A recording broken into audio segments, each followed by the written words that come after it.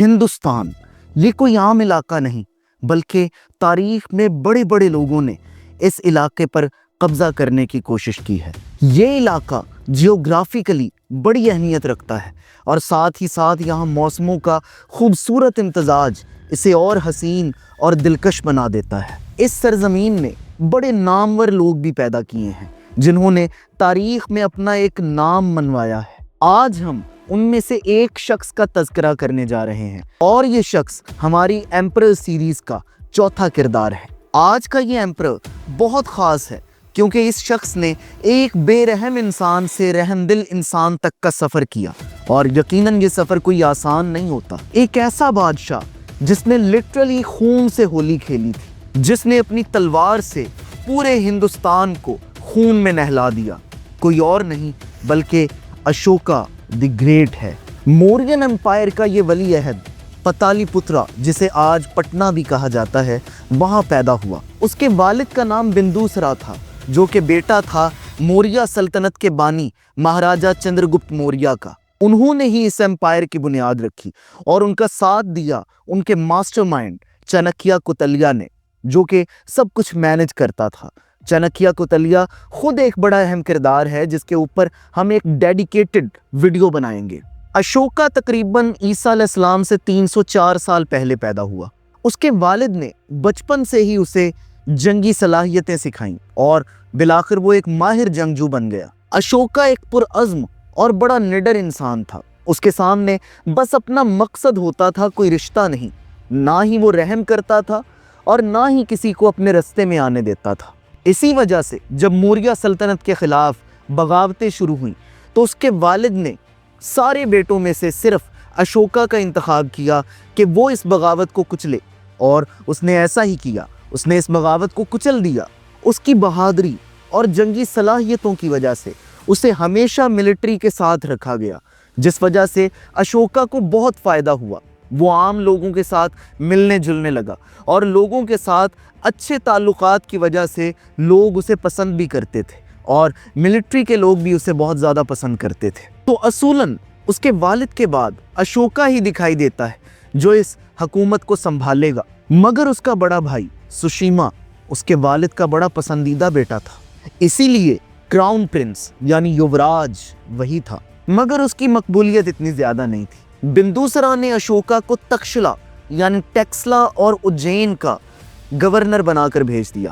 لگتا تو ایسا ہی ہے کہ جیسے اسے بڑی عزت دی گئی، مگر دراصل یہ سشیما اور اس کے ساتھیوں کی سازش تھی تاکہ اشوکا کو سینٹر سے دور رکھا جا سکے، مگر یہ چال الٹی پڑ گئی۔ اشوکا جو کہ جانتا تھا کہ لوگوں کو کس طرح سہولت دی جاتی ہے اور کس طرح سے حکومت کو چلایا جاتا ہے، اس نے دونوں صوبوں میں بغاوتیں دبا دی، ٹیکسیشن کو امپروو کیا اور لا اینڈ آرڈر کی صورتحال کو بہتر بنایا، تجارت کو بڑھایا اور لوکل آرمیز کو اپنا سپورٹر بنا لیا۔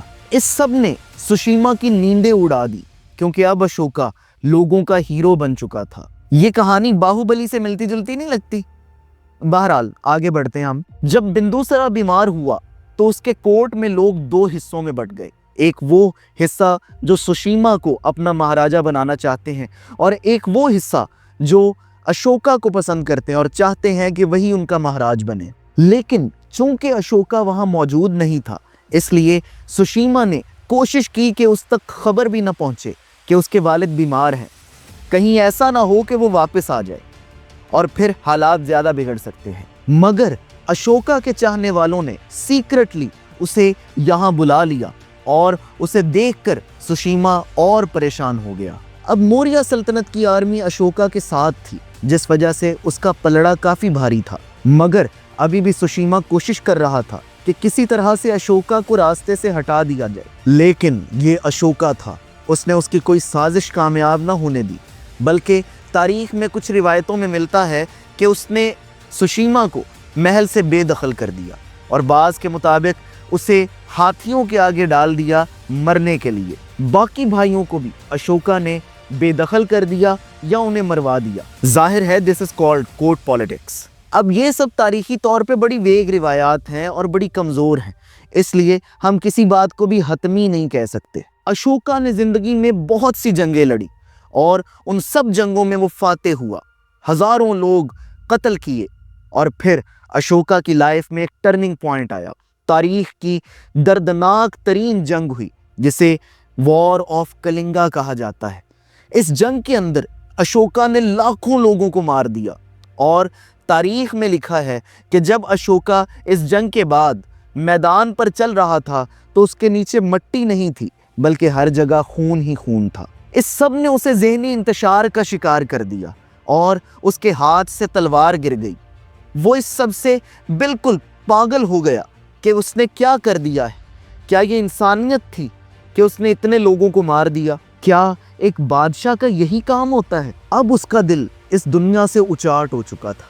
अब वो बस अपने बेचैन दिल के लिए सुकून तलाश कर रहा था और अपनी हुकूमत को बड़े अमन सुकून से चलाना चाहता था, जिसके लिए उसने बुद्धिज़्म को इख्तियार कर लिया क्योंकि उसकी तालीमात ने उसे बहुत मुतासिर किया। अब अशोका पहले जैसा ना रहा और तारीख ने देखा कि किस तरह से उसने अपने वतन को अमन का गहवारा बना लिया और लोगों के दिल जीत लिए। और अब अशोका इस बात का कायल हो चुका था कि लोगों का खून बहाने से सल्तनत नहीं जीती जा सकती, बल्कि सल्तनत लोगों का दिल जीतने से जीती जा सकती है। इस दास्तान से हमें एक सबक ज़रूर मिलता है कि कोई भी इंसान कभी भी बदल सकता है, वो हमेशा एक जैसा नहीं रहता। हम किसी भी शख्स के बारे में अपना हतमी फैसला नहीं दे सकते कि ये ऐसा ही रहेगा, क्योंकि जब तक इंसान की ज़िंदगी है तब तक उसके पास मौका है और वो बदल सकता है। इसी वजह से इतना बड़ा त्याग करने के बाद तारीख में आज भी उसका नाम जिंदा है और बड़ी इज्जत से लिखा जाता है, Ashoka the great. Subscribe this channel.